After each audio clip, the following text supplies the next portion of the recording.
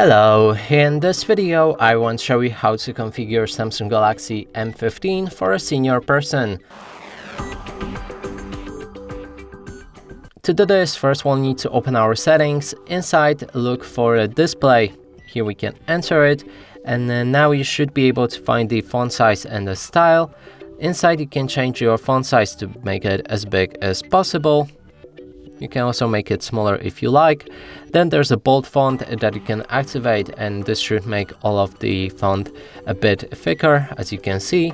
Then we can go back again, reach the main settings page and scroll down and look for accessibility.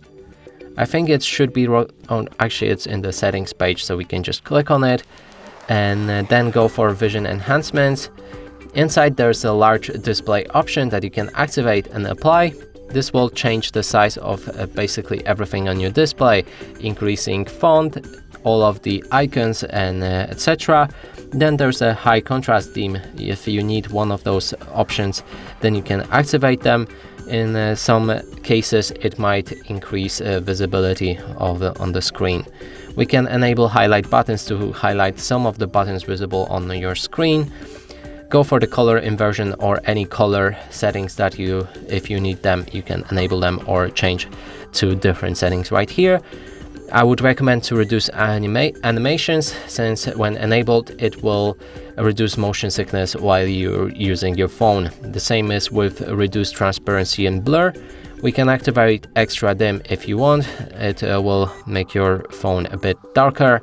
There's magnification, and when activated with the shortcut, we can go for tap accessibility button.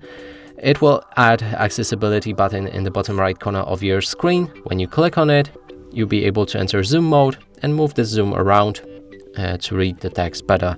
And that would be all of the functions I would recommend to enable. You can of course go here and customize the settings however you like and experiment with them.